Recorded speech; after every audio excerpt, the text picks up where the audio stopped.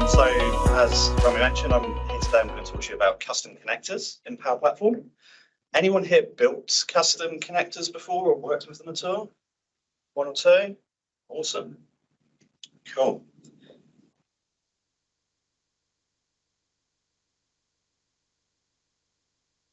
So yeah. So very briefly about myself. My name's Ben. I am sort of a consultant up in Hawke's Bay, self-employed under the brand BCT. I'm also a Microsoft certified trainer, and what I really love introducing people to this platform, sharing knowledge, and I just really enjoy working with it. I've been working with it for about 5 years now. Not really from a traditional IT background, all sorts of roles on the business side of things before I fell into the IT side and found what I loved. So fundamentally, what drives Power Platform, as I'm sure you all know, and also the same for any business application, it's the data. Then on top of that, the interfaces that we build to interact with that data. You know, whether that's Dynamics 365, Power Apps, reporting via Power BI, Power Virtual Agents, or co-pilots now, as we must get used to calling them. But what really makes it tick under the hood is all of these applications being able to access and interact with that data. Obviously, happens in many different ways, but today we're going to talk about the connector. So the connector is quite often the unsung hero of the Power Platform. It does a huge amount of the workload. And that's great if we are working within the platform, but it is very common for pretty much all businesses to have data or functionality that they want to interact with outside of the Power Platform. And we really want to take that holistic approach that we take to using the Power Platform. We want to be able to bring their external tools into that holistic approach as well. That is where our connectors come in. So as I'm sure you know, I think we're over 1,000 certified connectors within the platform at the moment. And for the vast majority of businesses, that's going to be a great starting point. A lot of the big SaaS tools will be on there that they do want to use. However, you might have a really cool in-house app, for example, that runs on a different platform. You might have a SaaS product that you're using, which isn't included in the default connectors. And also another scenario a lot of people sometimes don't think about, there might be a connector for a product you're using, but it doesn't implement all of the API functionality that you actually need to use. So in all of these scenarios, this is where we can look at using custom connectors to help us link up with those systems. So we've got two main places in the Power Platform that we can take advantage of these. Firstly, Power Apps, remembering that includes the CE apps as well. So we could look at enriching applications with external data at runtime. So maybe we're looking at displaying information about a customer and we want to dynamically pull in some data from another source, be something like a company's register, for example. And maybe we don't want the hassle of trying to store that data within our systems and maintain it and keep it up to date. We just want to use it as a reference for people as they use the app. So we can call an API on the fly with a custom connector to bring that data in as real time for people to work with. And obviously that doesn't work for every scenario. It's something you need to think about if you do need that data within your systems, depending on what you want to do, but it is an option. The other thing we can do with Canvas apps, we can build Canvas apps fully over external data sources. This is probably the most powerful use case of a custom connector, but it's also the one that potentially could get you into trouble as well. We might have an external ERP solution, for example, that isn't Dynamics, it's another product. If that's got a pretty decent API that we can use to read and write to the database, we could build an interface over that with Canvas apps and take advantage of that API. You could really take that to extreme and you could completely replace your ERP's interface. Definitely wouldn't recommend doing that. But there may be some key elements of that system, such as if you've got field-based people that don't need, and you don't want the whole hassle of giving them access to a full-blown ERP. If we just need to be able to a very simple app that interacts with a very specific part of that API, that can be a lot easier for them than having to interact with an ERP interface. We can also apply logic via APIs with, so if we think about Power Effects, that can do a lot of what we need to do, but it isn't a full-blown programming language and you do run into limitations sometimes, or you run into scenarios where it's just overly complex to do things in Power Effects. So we can offload that data via a custom connector to an API. And that could be something we've written. It could be something like an Azure OpenAI service. It could even be a custom function that we've written in Azure we want to call that via a custom connector within our Power App. We also have, obviously, Power Automate, which is probably the most common place. I think most people will use custom connectors within Power Automate. Most of the use cases are similar. The key extra one, obviously, with Power Automate is that you can use custom triggers. So you can write triggers within your custom connector to trigger flows based on changes to the data in your external systems. And then even better on that, so from Power Automate, you can also, via Power Automate flows, utilize custom connectors within Power Pages and Power Virtual Agents. Now, some of you might have seen at Ignite, there's a bit of a change on the Power Virtual Agent side. So going forward, we're actually going to be able to use custom connectors as AI plugins. That's what they're going to be calling it. So that's something that's currently out in preview. And I really see that significantly growing the use of custom connectors within the platform. Being able to directly, from a Copilot, interact with data in another system that you've got is a really powerful use case that I think we're going to see a lot of demand for. And then we also saw in that keynote using connectors within low-code plugins. So that's a really cool enhancement, and that does work for custom connectors as well in the current preview. So again, if you want to call a connector within a plugin that's running synchronously, in the past that was quite challenging, and you'd have to usually offload it to a Power Automate flow which runs asynchronously.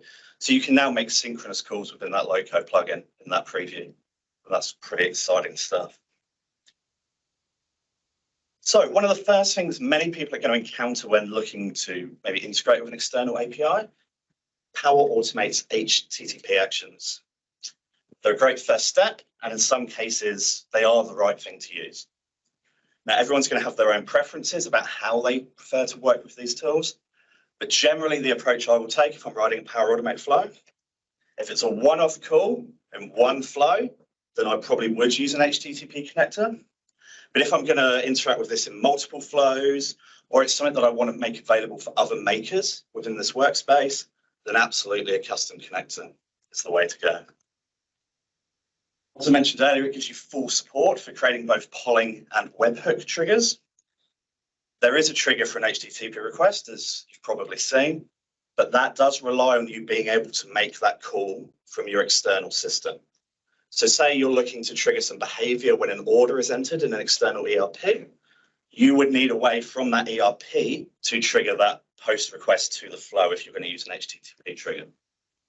Whereas in a custom connector with a custom trigger, that's something that you can write that for, and you can have that sat there polling for changes to that data just to run straight away.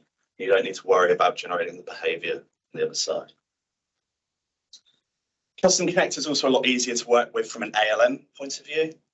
They've got full support for connection references, and we can configure the properties of our connections quite a lot beyond what's offered out of the box.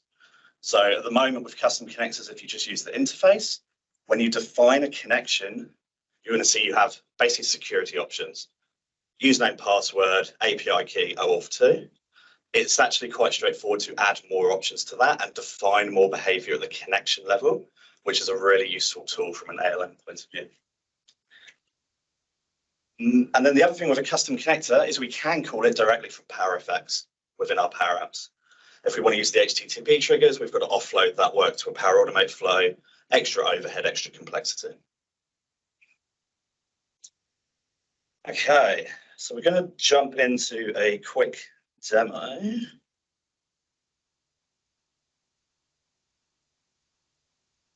Make sure I've got my notes. I tend to go off track in demos and start talking about all sorts of stuff. So keep me in line. So what I'm just going to do quickly here is I'm just looking at an API that the New Zealand government has for the NZBN service, which you cannot see. Give me 1 second.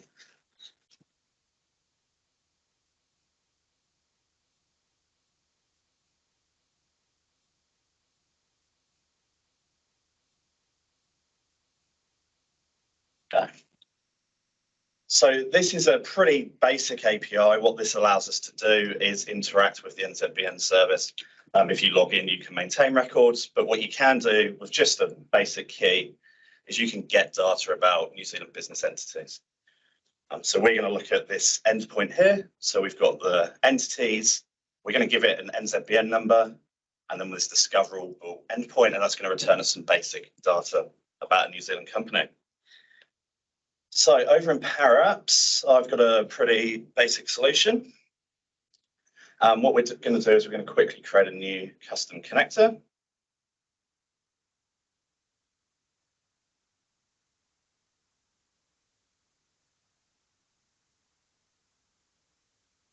So when you first come to the screen, for those of you who haven't used it before, we're looking at some basic information. We've got a name at the top, so I'll just call it demo. We've got some options around connecting via on-prem if we need to. Scheme, you should pretty much always be using HTTPS these days. I would hope you never have a use case for not using that. And the first thing we need to give it is a host. So back in the API, we have got here the URL that it gives us, and all your API documentation should provide this basic info. Chuck this into the host. Now, with the host, all we care about is the main part of the URL. We don't care about this, and we don't care about the scheme. So all we want is here. We also then, for every connection, so we define the host here, we then look at, here we've got the basically the rest of the URL. Now, if we look at here, we can see that the customization, the different options start at the /entities. So everything before that, we know we're going to want for every single request. Grab that and chuck that in as our base URL. Now, the documentation for this is a little bit poor. We don't actually want to connect to their production environment, so I'm just going to change that to sandbox. Once we've done that, we can move on to security. As I said, out of the box, you have these are your options for security. Basic auth, API key, OAuth 2. I'll cover a bit later a fairly common scenario, which is where you actually need basic and an API key, and some of the techniques we can use to handle that. For this, we've got an API key. Our parameter label is what we want users to see when we ask them for this, so we can just put API key. And the name is actually what we're going to pass into the API, so this needs to match the API documentation, which for this one,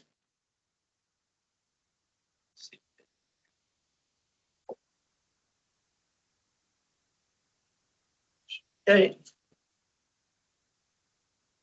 Careful with this, because if you get it wrong, it's not. And then we specify where we want to send that. For an API key, that's almost always the header, but again, the documentation of your API is going to tell you that. So once we've done that, we move into defining our custom connector. Now, there are a few different things that we can define. We can define actions, which, again, if you're familiar with Power Automate, you can kind of relate it to Power Automate. These are actions that we want to perform. Triggers, so when we want to be able to trigger from this API. References, which are very powerful and should be used, but unfortunately you cannot create through the interface, and we'll go over how to deal with that later. And also policies, which let us change some of the behavior. But for now, we're just going to create an action, and I'm going to go back to my API, and I'm going to copy the entirety of this request. Here we can also see that this is a GET request, where we're requesting information from the API. So when I first come into creating an action, I am, so this is badly worded in my opinion, summary and description. This is more like a title. So I'm just going to call this maybe get company details. If you're ever not sure about what these do, you can hit learn more. It will take you, and it's got screenshots of where they actually appear within the products. Description. Then we need an operation ID. So there's some rules around what this can look like. Best practice is it starts with a capital, and actually get details. Something else that often trips people up, visibility. Visibility none does not mean that this isn't visible. It just means we haven't applied any kind of visibility parameter to it. Advanced will hide it underneath and show more options within Power Automate. Internal and users using this connector in Power Apps or Power Automate, they're never going to see this option. And I'll go over shortly why we might want to do that. And also important, we'll pin it to the top in Power Automate. Now to create the request, we need to import a sample. So this is where I'm going to choose get, and I'm going to paste in that URL. Now, another thing to watch out for, the way this works, because I changed to sandbox, I do need to change it here. If I don't do that, it's going to corrupt the rest of the request and it won't work. Unfortunately, at the moment, through the interface, this is the only way you can make requests, is to specify an example. In an ideal world, we'd actually be able to define this stuff, but this is the way for now. And again, later we'll come on to some techniques to do it a different way. If we had any headers, we could specify those in there, again, as an example. So this one just has two headers that are actually neither are required and they don't do anything in our scenario. So we can ignore those and we can hit import.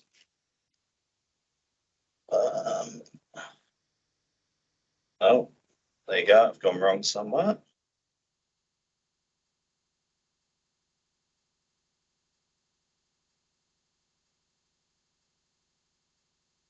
Oh no, and it's validated. Not sure what was going on there. It was complaining. It wasn't working. Go back to the page and it's fine. So what this has done, you will have noticed when I pasted that URL, we had NZBN in curly braces. That allows us to specify a parameter.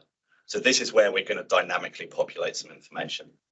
So automatically, the interface has created this record for us in the path, and we can edit this. Now, what I'm going to say, you should always fill in this information if you've got other makers that are using this custom connector within the platform. It appears in all sorts of places that are helpful to people. If you've got a lot of information, it's quite confusing to know what is what if you don't specify this information to people. So again, this is going to be NZBN summary. So again, titles aren't ideal. So the summary is kind of the heading. Description appears within the box. NZBN or company to look up, something like that. We can specify default values if we want to. We won't in this case. Is required. So we know that if we don't have this parameter, this isn't going to work because it was in the URL, so we have to have it required. And similar to the actions around visibility, again, none doesn't mean that you can't see it. It's just not specified. Types. So this is a string. If we want to get specific, we can say what type of string, but in this case, just a normal one's fine. Drop downs, you can specify preset values for people to choose within Power Automate. So if you've ever used Power Automate action, you've got a drop down that you select from. In here, we can specify those. We can do that by hard coding them in here, what we wouldn't recommend. Or we can actually use dynamic. And I'll show you some screenshots of this shortly. But dynamic allows us to, on the fly, populate these values for people to choose from. So it keeps it up to date. In this case, we're going to use disabled. And our parameter is done. The other thing that you should always define is a response. The reason we define this again is that by default, this is just going to spit out an object with all of the response. So in Power Automate, as well as in Power Effects with IntelliSense, if we want our makers to be able to understand what is actually to be able to use dynamic values within Power Automate, we have to define them in the response. So for the response, again, most APIs with good documentation. I'll give you an example. So I'm just going to copy this one. And again, we can import from sample. Okay, chuck it down. Now, this looks a bit ridiculous, and it is. So the dangers of just importing things are that you end up with a load of junk that you don't want, and it's actually confusing to people. You could go through and delete these one by one, bit of a pain in the interface. So this is where the Swagger editor comes in. Now, I know this is a low-code, no-code platform, but if you want to be efficient with custom connectors, you need to use this. You'll just have a nightmare trying to do it through the interface. And technically, this is markup. It's not code anyway, so it's still technically no code. So this is basically, by defining this in the interface, this is the markup it's created for us. And here I'm looking at my default response. And actually, I only care about these top level values. I don't really want to get all these arrays of different things. So I'm just going to axe the entire lot.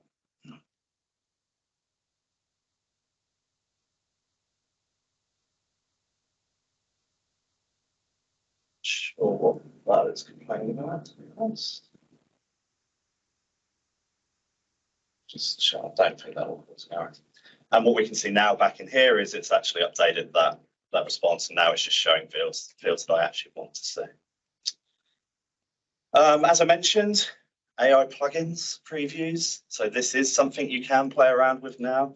To be honest, I didn't have enough time before this talk to dive into it too much in depth, but it's pretty cool, and it's a really easy way to start to integrate your external things with Copilot. Another option for any devs out there, you can run C# code within custom connectors as well to do any kind of transformations you want. But in our case, we are just going to create this and pray that we don't get any errors.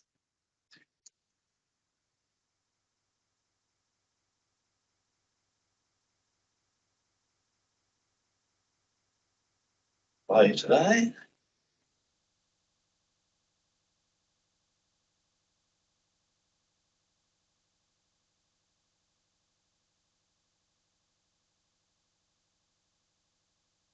So once we've got our connector, we can come to test.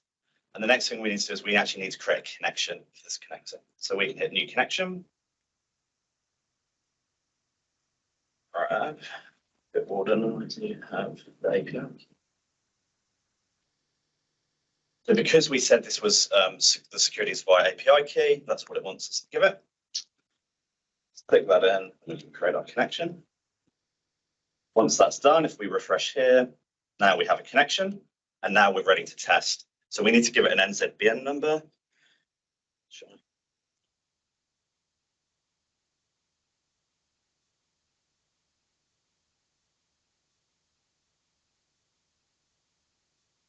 Operation. Hopefully we get some details back. So success. So again, this is the government sandbox environment. There's all sorts of weird company names in here that people have added. This one is NZ Forever Limited, and we get some basic information back. So our connector is working. So what can we do with that? So I'm just going to show you a very quick example. What I'm going to do is I've got a model-driven app somewhere over here. Within the account page, I want to show some information from the NZBN service. So I'm going to embed a Canvas app within the model-driven app to achieve this. And I've pre-done a little bit of formatting. So I need to tell now the Canvas app what values that I want to put in here. Now, if any of you have worked with this before, you will know that there's a delay on objects being loaded. Sarah is empty, blank even, forget my code. So we actually need to, just to avoid an error message, we actually need to check if the integration is blank. If it's blank, give me an empty string. If not, so. And actually, I've missed a step. So if I now want to interact with that custom connector, I need to come into my data here, and I need to add it as a source within the Canvas app. So in here, under connectors, typical. This is why you refresh when you do this. Load the editor again. You just see that connector available as an option for us.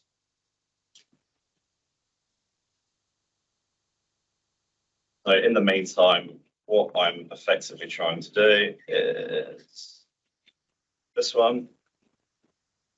I've got basic information. I've got an NZBN number, and this is what I'm going to try and fill in from the service. And it's going to give me an indication of whether this is still a registered company or if they've been disestablished.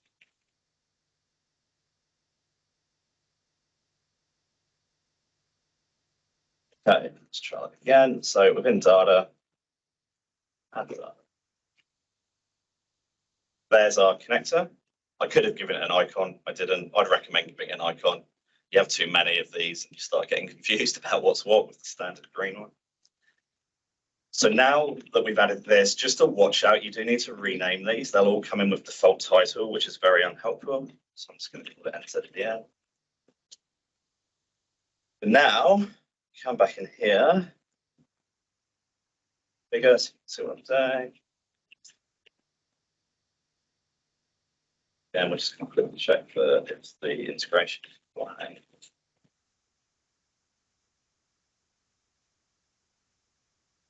And return an empty string, but once it's loaded, so we can now call our connector with that name I just gave it.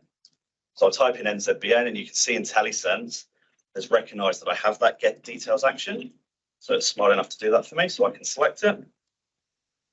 Then it's also, you can see in here, it's populating the details that I entered in those summary and description fields. So if I'm a maker that didn't build this custom connector, I get a bit of an idea of what this action's actually doing.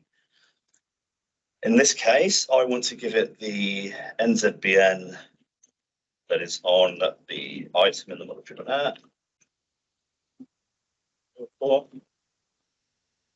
Then because what I'm trying to do here is display text, so I've called that action. And now, again, with IntelliSense, because I populated the response, here are all the options that come back for me. In this case, I'm in the NZBN field, so I've just got this to verify it worked. So that's what the value that I want to return. Close that line.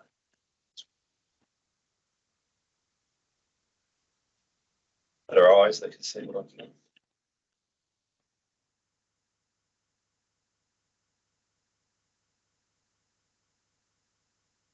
Oh yeah, great spot, thank you.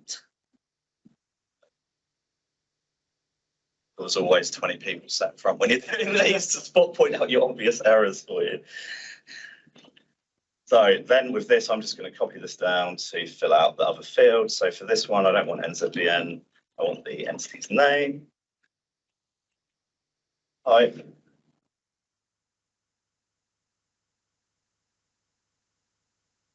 Obviously, more efficient ways to code this, but this is just something. I'm going to get its status description as well. Save that. Play on my mouse and screen.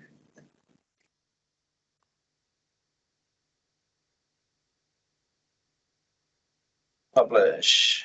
Give that a sec to finish, but ultimately I should then have this information populated.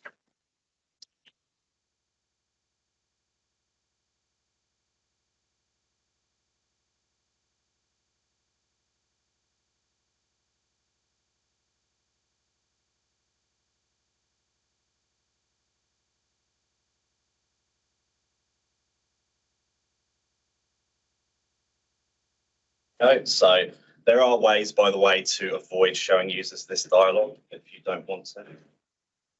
Fairly well documented how to do it. And obviously there are some risks involved in that you need to study. Now, hopefully. Come on. Yeah.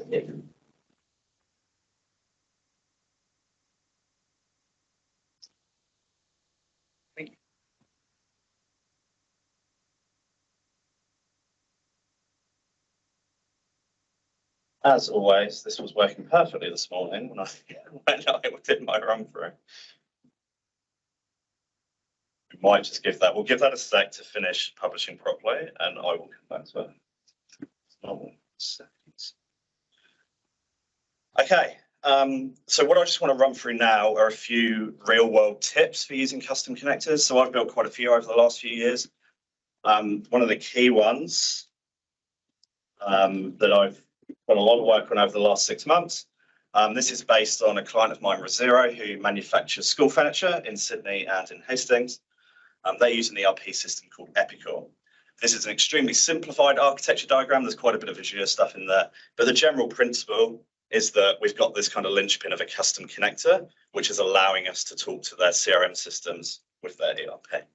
And just a thanks to them for letting me share some of this information. So, as I said, there are some good tools. There are options to import entire APIs from API definition files, whatever sort of format they can be output in. They make it quicker. They will also create an absolute mess when you do it. There's actually a limit of 512 schema definitions. So what I did to generate this, I just tried to import Epicor's API definition solely for the customer record, just one record, and it generated that error. That definition is 15,500 lines of markup. So you really need to think when you're doing this, do you actually need every single action that an API defines? No, I don't think you ever need every single action. If you're building it for other makers in your organization to use, that's just going to confuse the hell out of them if they've got, 500 different actions that, what do I even do? It's just overwhelming. The other thing, as I said, you should always use the title and the description fields. So again, this is an example of a response from Epicor, like we saw in that demo. That's what it was after the one that I wrote. So again, same principle. Take the time to do it properly. You will benefit from it. There's also security implications. If you just dump an entire API into a custom connector, do you really want to give, like Joe Blogg's maker in your environment, a way to delete records in an external system? Do you really need the delete action?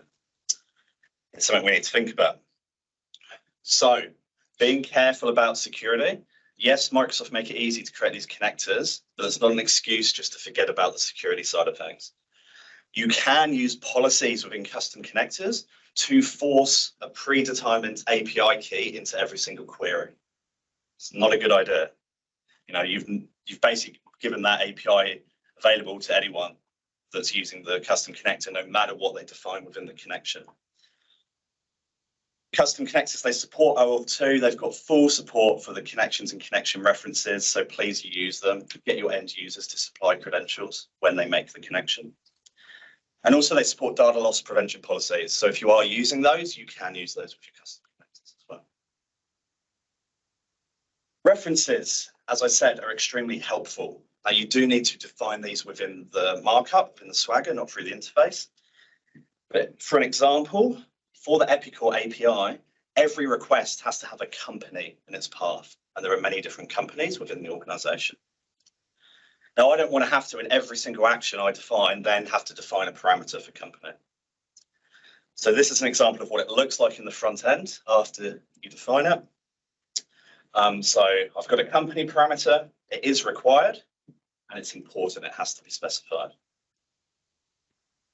Now, what I'm doing on this is I am dynamically populating the companies. So I have another operation called get companies. I'm telling it, whenever someone clicks this drop down, I want you to go and call the get companies action, return all the companies to this drop down so the user can just select one. So this field is the actual value on the back end, and then the display name is the friendly name that we show to the maker so that they know what they're selecting. So this is that get companies action, and this is an example where I've used internal. There's no use case for someone just to get a list of companies within Power Automate or Power Effects. This is a helper action that I'm calling from other actions. So by setting it as internal, it doesn't appear in any of the front ends. And then this is the end result. Just going back to Lynn's one, this is the new interface, unfortunately, for those that aren't familiar with it. So that's the end result. So user clicks this drop down and they get a few different companies to select from. That also means within the ERP system, if they add another company, that will just show up there without anyone having to do anything. Tip number 4, the on-premise data gateway. Obviously, if you've got an on-premise system you want to connect to, that's when you need to use it. But it's pretty common for cloud-based providers to use IP filtering as an additional layer of security on their APIs. So what that means is Microsoft, they do publish the list of possible outbound IP addresses from all the different elements within the platform, but it's a nightmare to keep on top of, and a lot of these companies will insist on a single IP address and can't handle ranges and all this sort of stuff. You can use the on-premise data gateway to effectively route all your requests through your internal network and then out of one IP address that your network team can control. So it is helpful. And again, we use it in this scenario with Epicor because they do require just a single IP address. So even though we're not accessing anything on premises, all the requests go through an on-premise gateway to achieve that result. As I said earlier, get into the code, the markup. The interface, unfortunately, is clunky. It needs a lot of work. There's so much you cannot do in the interface. Really, the real power in custom connectors lies in getting into the markup. So I actually now develop pretty much exclusively in the markup. I very rarely use the interface. What I'd recommend if you're new to this and you're just wanting to get an understanding for it, create your connector, create one action through the interface, go and have a look at the Swagger, the markup, see what it looks like, try changing something, see what that reflects in the interface, and just play around until you get comfortable with where things are. Now, and the other thing is with this, so if I don't want to import an entire API, right? But at the same time, I don't want to have to go and hand code the description of every action. With this, I can selectively import actions by having the definition open, selecting what I want, pasting it into my Swagger.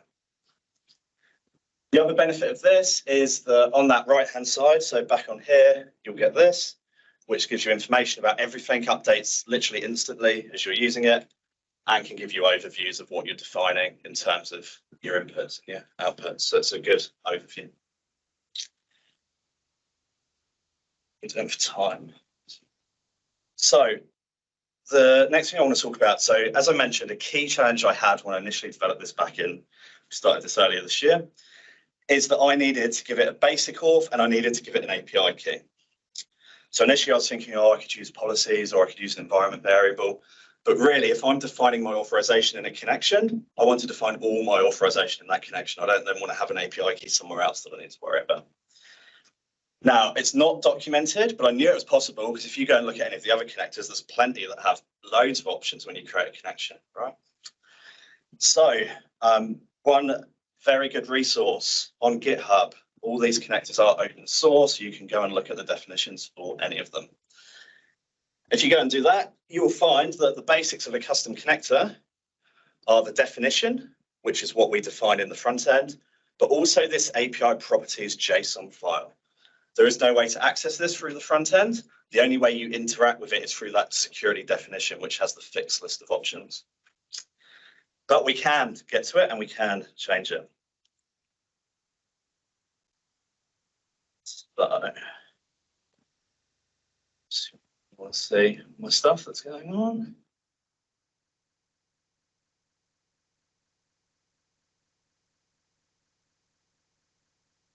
See if this has sorted itself out.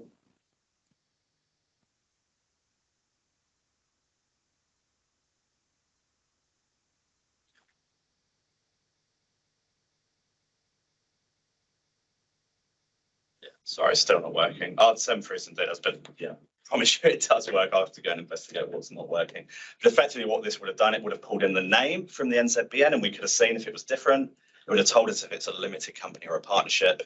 And it would have told us our status if it's still registered or if it's been deregistered. And we'd have got a big red warning here going, hey, this company's deregistered.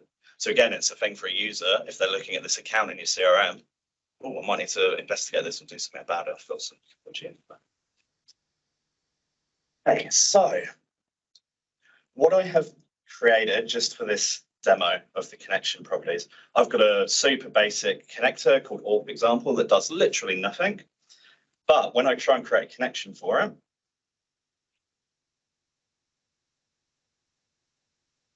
we'll see that I'm being asked for a username and a password, right? Because I've chosen basic auth. But actually, I want to be able to specify the API key as well. So anyone here used the Power Platform CLI before? Command line interface? Yeah, cool. Amazing tool. Really great. For those of you that aren't comfortable working this sort of thing, there is an extension for VS Code called Power Platform Tools. And this gives it a little bit of a friendlier interface over the top of it. So what this allows me to do, right, so I type in the right commands. So over here, I've got my auth profiles. And so this is just connected to my tenant. And here I've got all the environments that are within my tenant. Now I've been doing this demo in this US one. So I'm going to come and I'm going to copy this environment ID. And I'm going to connect to that environment. So I'm basically going to say, hey, this is the one I want to use. So I'm going to select it. Now I do have a blog post, which I'll put the link to in the sides, which is literally step-by-step how to do this. I'm just conscious of time, so we'll make it fairly quick. Whoops. Space. So here I'm telling it I'm going to connect to this environment. And it's told me it's done that. So now what I can do, I can run a command to see all of the custom connectors that I've got within the environment. So I've got pack connector list. And it's going to go away and it's going to show me. Sorry, I'm just conscious that's very far down the screen. A bit further up. So here I can see all of the connectors that I've got. So I want to work with this auth example one. So again, sorry, the mouse delay on the same screen is a bit of a pain. I want to select that. I'm going to copy it. So I can now download the source code that makes up this connector. So I've got pack connect download, and then I just give it the ID that I've just copied.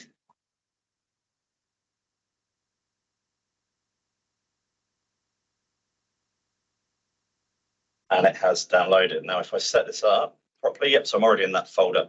So it's downloaded me the icon, the API definition, which is what we saw within the Swagger editor, within the interface. Again, I haven't defined any actions for this one. But then I've got this API properties file.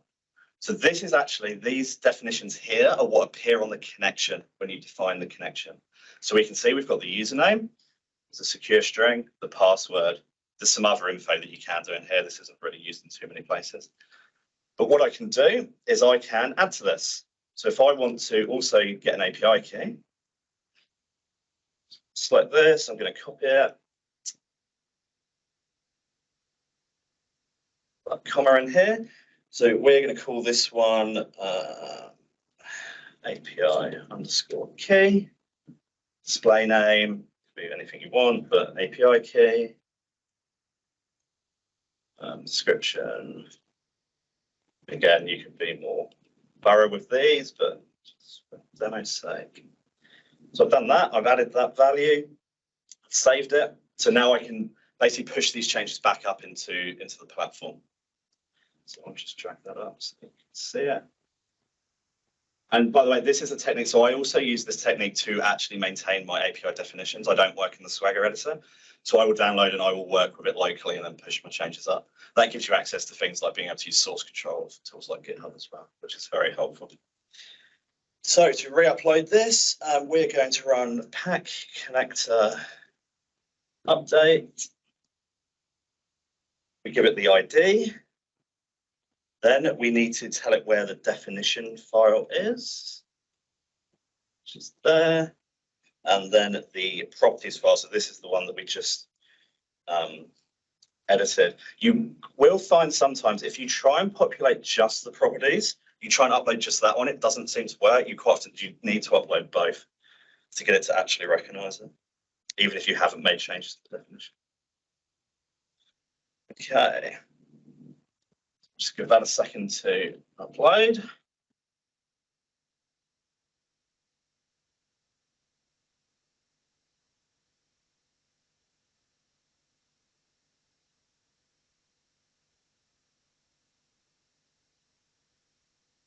Love spending demos watching command lines. It's great. Okay, there it goes. Connector updated successfully. So if I jump back in, just close out this one, brush this.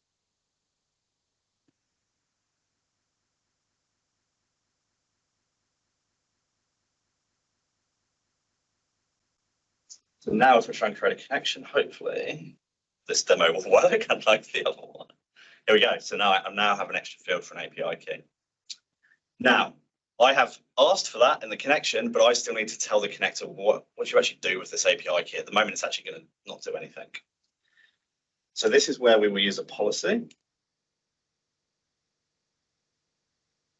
So down the side here, we've got policies. So policies allow us to enforce certain values or changes onto every single action or trigger. So I'm just going to call this API key. And then within here, I'm going to tell it what kind of template I want to use. Now I need to send this API key as a header, as part of the header to every single request. So here I can set the HTTP header. Now you could specify specific operations. If you leave this blank, it will just apply to every operation, which in this scenario is what we want. So the header name, so this needs to be the value that is required by the API for the key. Just going to use an example. you might see something like this. The header value is where we need to pass that API key that we've defined within the connection. So what the key to this working is you act connection parameters, and then we give it the name of that object we defined in the JSON. There's then a second property to this, which is be blank.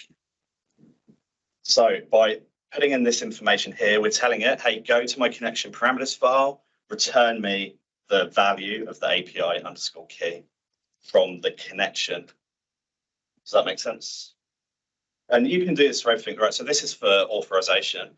If I wanted to manage connecting to production or dev, or I could also use this to define a drop down of things people can choose from within a connection for which one they're connecting to.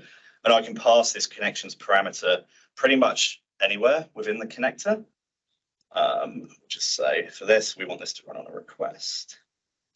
So I could over here, I could use it within the URL, for example, for that dev versus test versus anything else. So it's quite a powerful thing to collect information as part of the connection and then use it where you need to within the system.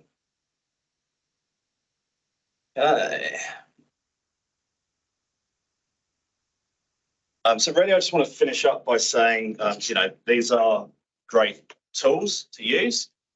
Being able to bring in that data from external systems, not everyone's in the utopia for all of us would be they've got dynamic CRM and dynamic ERP for F&O, whatever. Everyone's got other systems somewhere. It's super powerful being able to bring that data in and interact with it. And that's only going to grow with low-code plugins, with Copilot. You think about a Copilot scenario, every software company is building AI tools at the moment, right?